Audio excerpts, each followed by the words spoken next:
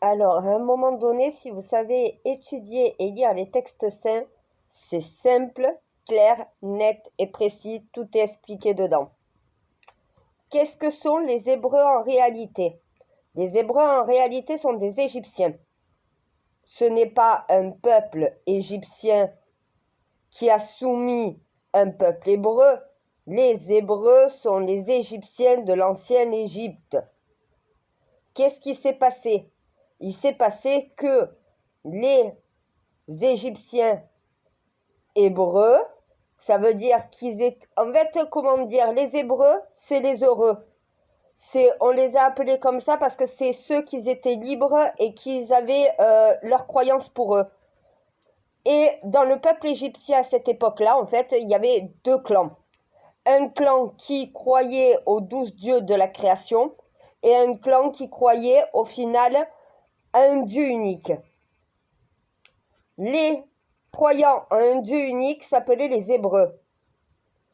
Et vous avez ceux qui avaient le culte de Ra, que vous prenez pour des Égyptiens, sauf que les deux parties étaient égyptiens. Le truc, c'est que vous n'arrivez pas à retracer les Hébreux parce que tout simplement, vous cherchez un peuple qui est différent du peuple égyptien. Sauf que les Hébreux sont le peuple égyptien qu'ils ont construit l'Égypte. C'est juste une classification, en fait, d'être libre.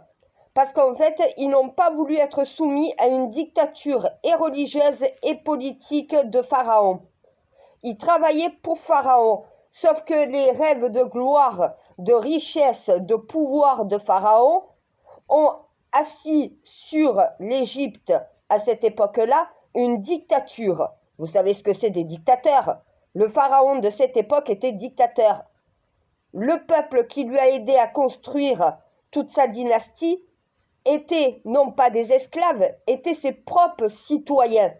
Sauf qu'il les a traités comme des esclaves. Qu'est-ce qui se passe quand un peuple est traité en esclave par son propre dirigeant issu de la même population?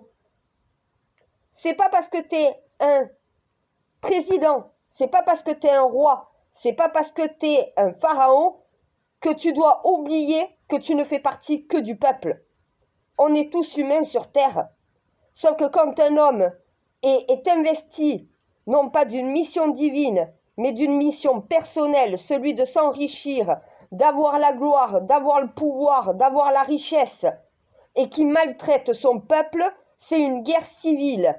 Moïse, de son véritable nom Aaron, est tout simplement allé dire à son frère, alors non, il n'a pas été sauvé des eaux et tout le reste, ça c'est le côté imagination de la religion. Mais après, quand on prend le terre à terre, Moïse est sauvé des eaux. Il a été sauvé des eaux parce qu'il a été sauvé d'une noyade par Pharaon. C'est comme ça, en fait, par le Pharaon de l'époque, c'est comme ça qu'il est devenu ami et qu'il a pu rentrer dans la famille royale. Mais en tant qu'ami, c'était le meilleur ami de Pharaon. C'est pour ça qu'on dit des frères.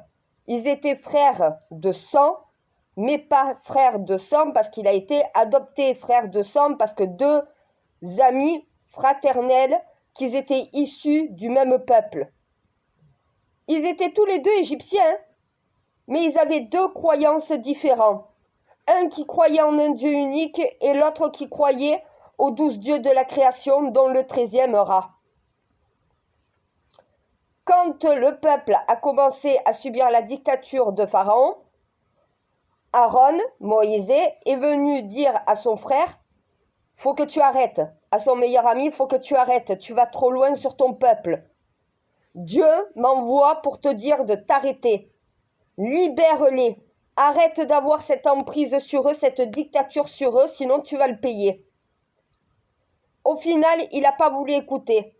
Et ce qui s'est passé, c'est qu'il y a une guerre civile qui a commencé à se créer entre un peuple qui ne voulait plus être soumis à une dictature et qui voulait fuir l'Égypte pour pouvoir être libre, et le pharaon qui ne voulait pas que cette partie de la population qui lui servait au final d'esclave Même si c'était son propre peuple, il ne les voyait pas comme les leurs parce qu'ils n'avaient pas la même croyance que lui.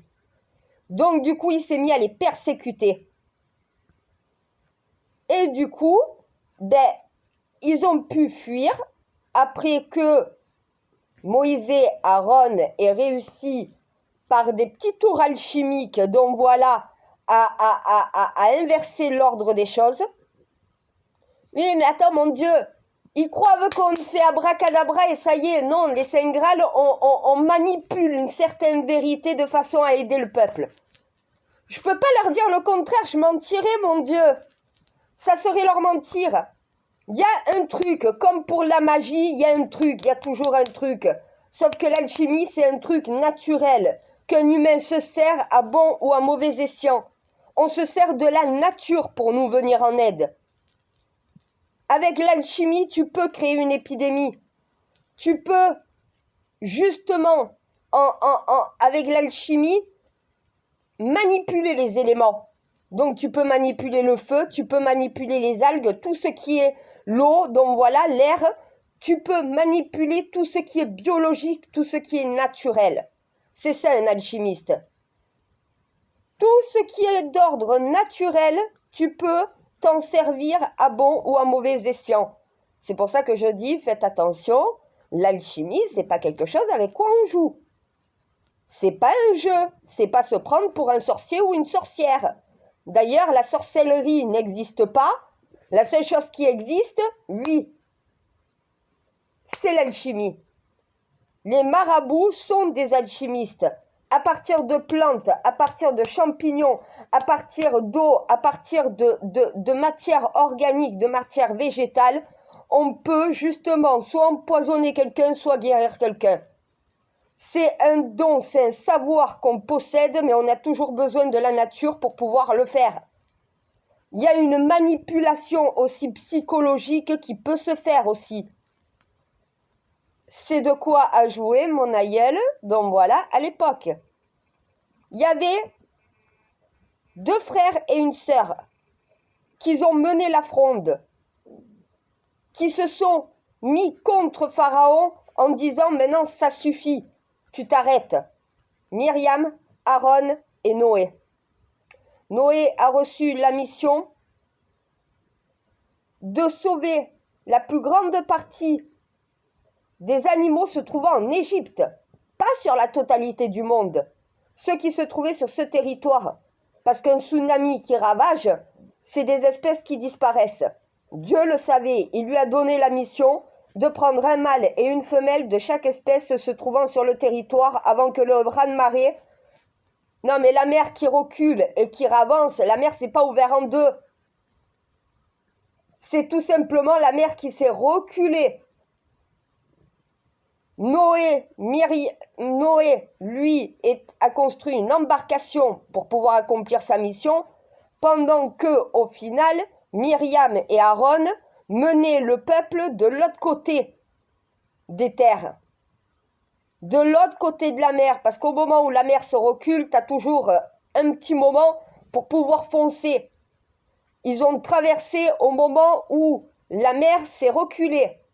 Sauf que quand la mer est revenue, ça s'appelle un raz-de-marée, ça a emporté tous les soldats qui essayaient de les suivre. Voilà comment, par une mer, par un... C'est même pas... Si, c'est la mer. Oui, c'est la mer. Oui. Oui, mais après, c'est le Nil. Le Nil s'est reculé. La mer s'est reculée. C'est un raz-de-marée qui s'est passé en Égypte. Voilà pourquoi, au final, Khéops et au final, le Sphinx s'est retrouvé sous l'eau. Voilà la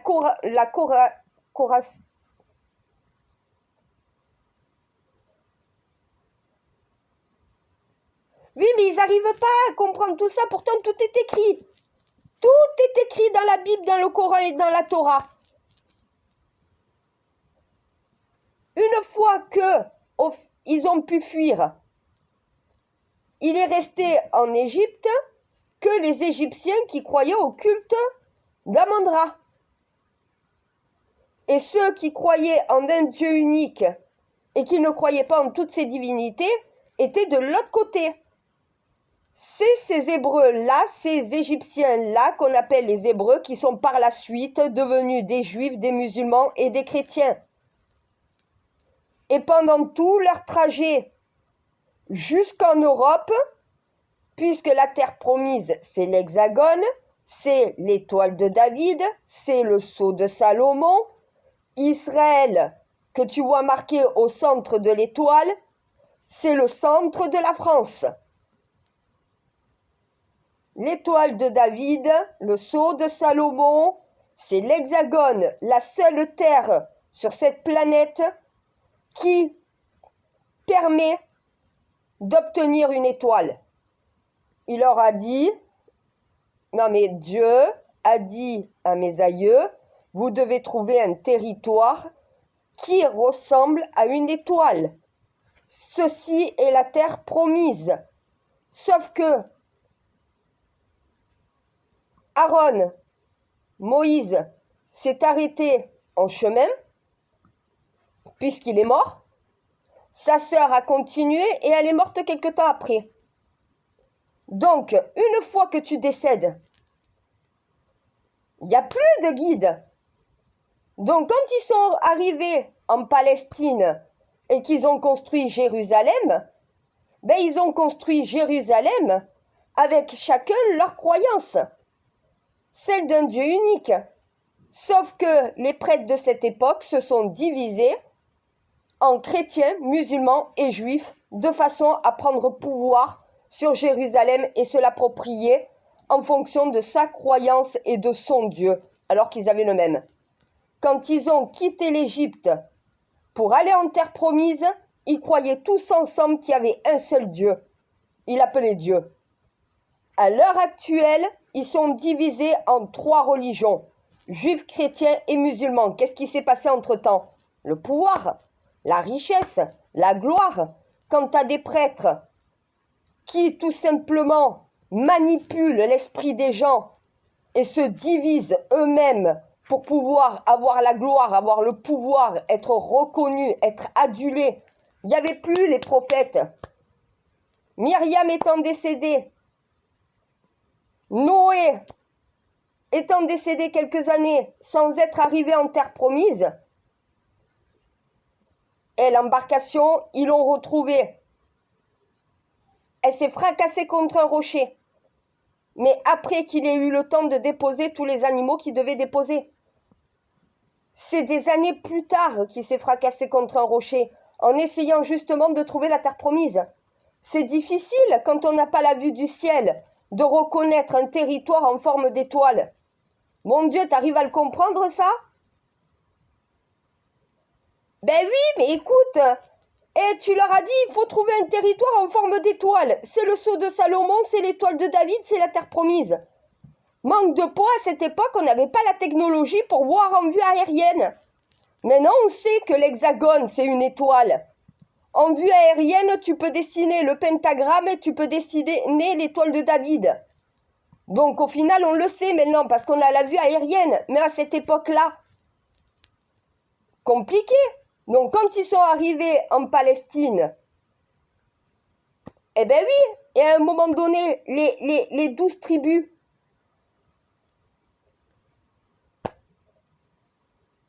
mais parce qu'ils mélangent les époques. Ils n'arrivent pas à cadrer les époques. L'origine, c'est ça. Ils ont quitté l'Égypte, ils étaient égyptiens. Les Hébreux, c'est ceux qui croyaient en un Dieu unique et qu'ils étaient libres de croyance. Soumis à une dictature religieuse et politique de Pharaon, leur roi.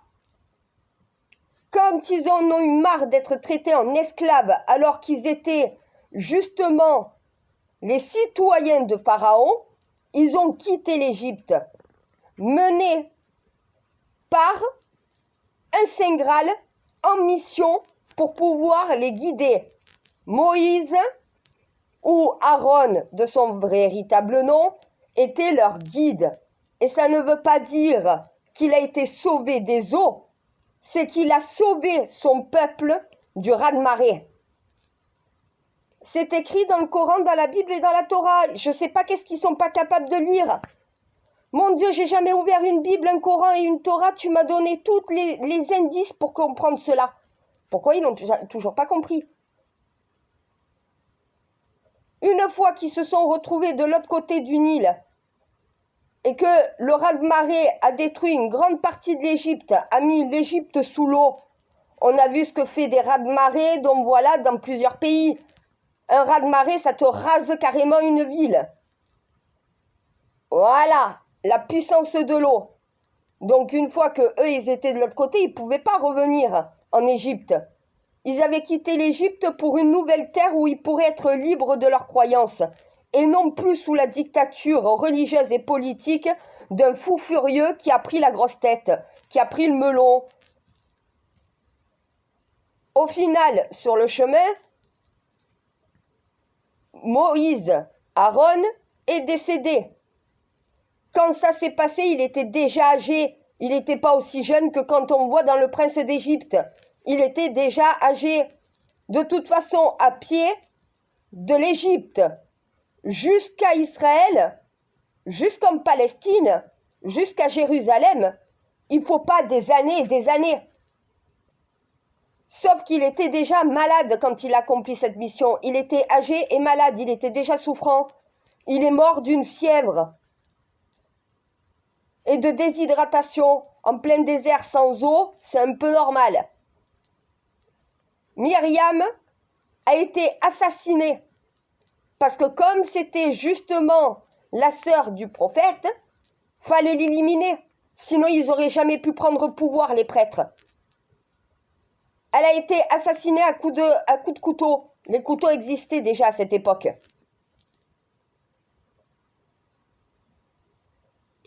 Donc au final, sans plus aucun guide, Noé, lui, continuant d'accomplir sa mission et ayant sauvé les espèces animales qui devaient être sauvées. Une fois que l'eau a décru, il a pu poser pied à terre et libérer les animaux. Il a repris la mer pour essayer de trouver la terre promise et de retrouver son frère et sa sœur. Il est mort pendant ce cheminement.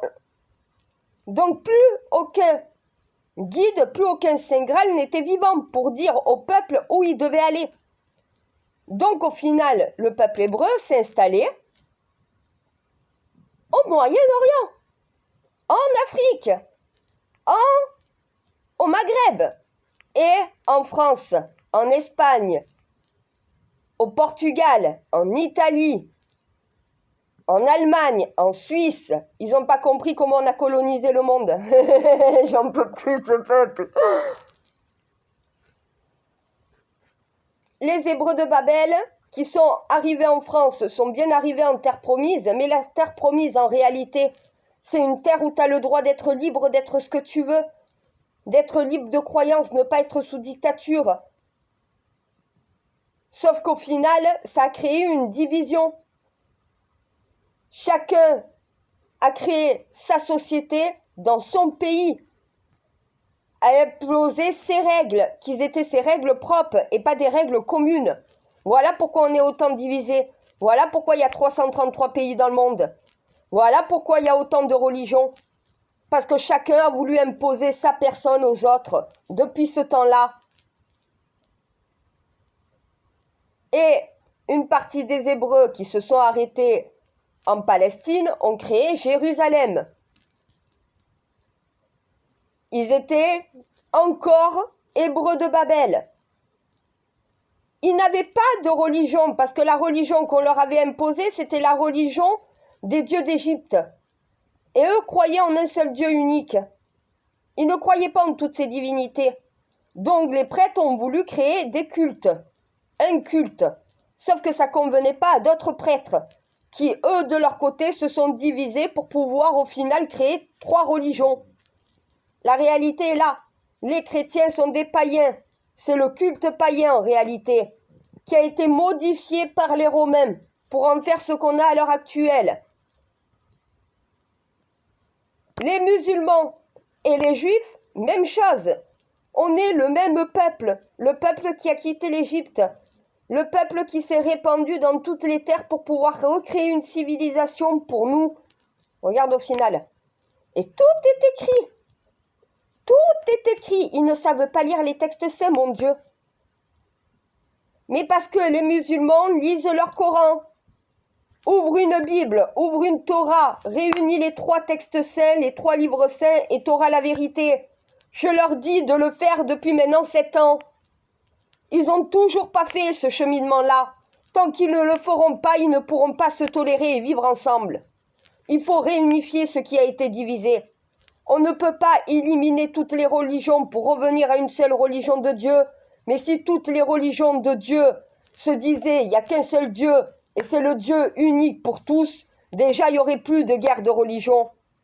Si les chefs d'État arrêtaient de se croire supérieurs au reste de la nation, il n'y aurait plus de dictature. Et ça, ils sont incapables de se le mettre en tête. Et pourtant, toutes les erreurs qu'on a commises sont dans les textes saints, sont dans la... D'ailleurs, dans le code pénal, le code civil et le code judiciaire.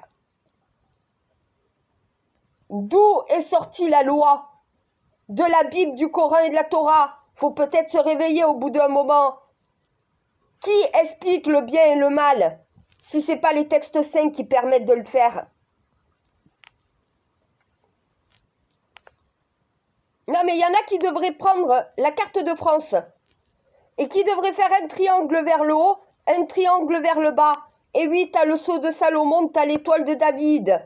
Israël, c'est la France en réalité, la terre promise. Jérusalem aurait dû se construire là, au centre même du pays, qui est Dijon à l'heure actuelle. Mais ils sont toujours pas capables de le comprendre. Et pourtant, oui, je sais que je suis une prophétesse, moi. Je sais que je suis une Saint Graal. Je suis investie de la même mission que mes aïeux. Mais pas dans le même contexte. Hein. On est en 2024. Hein.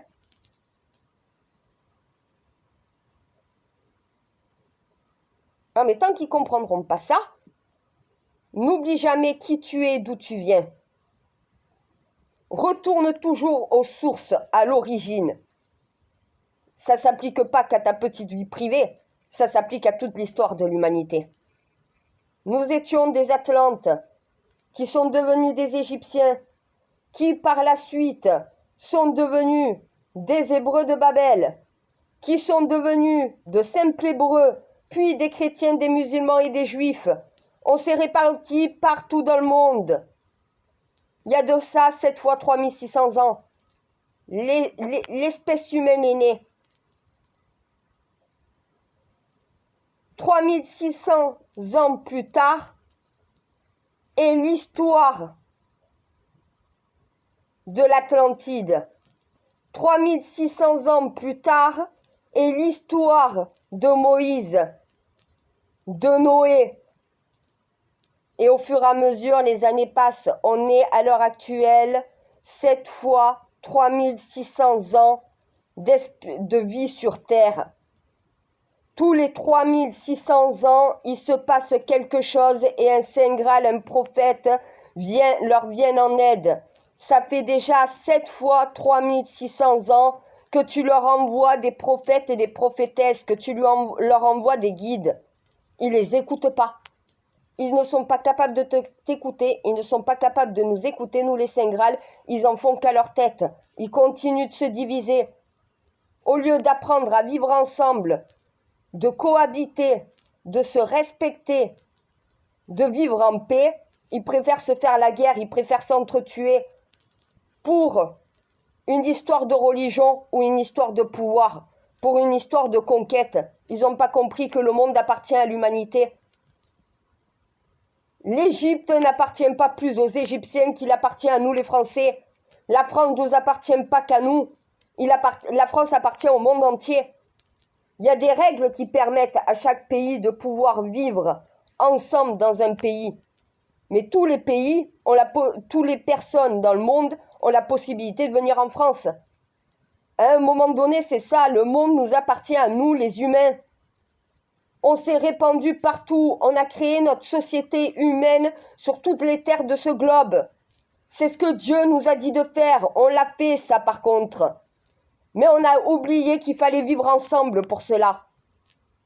Et non pas vivre face à face comme des ennemis. Ils ont la bombe nucléaire pour se protéger d'un astéroïde. Ils pensent à quoi? À l'utiliser les uns contre les autres pour s'attaquer, pour faire la guerre. T'as pas un problème dans ta tête? Voilà. Et ça, c'est la véritable histoire qu'ils sont incapables de raconter. À un moment donné, à quoi servent des prêtres? À quoi servent des imams? À quoi servent des rabbins? Si au final, ils sont pas capables de raconter la véritable histoire. Ils la connaissent, ils la taisent.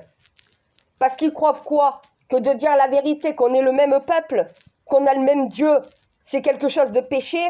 On a le droit de pratiquer notre religion comme on le veut. La religion n'est pas la foi. Si tu as foi en Dieu, tu respectes Dieu, tu respectes ton prochain, tu respectes cette planète. Sinon, tu n'es pas un véritable croyant. Tu es un manipulateur, tu manipules ta foi. Tu fais croire aux autres quelque chose qui est faux. L'universalisme, c'est ce qui sauvera ce monde. Quand on saura vivre tous ensemble, en paix, les uns avec les autres et non pas les uns contre les autres. Comme on a toujours fait depuis 7 fois 3600 ans. Je suis la dernière des Saints Graal, à eux de comprendre le message maintenant.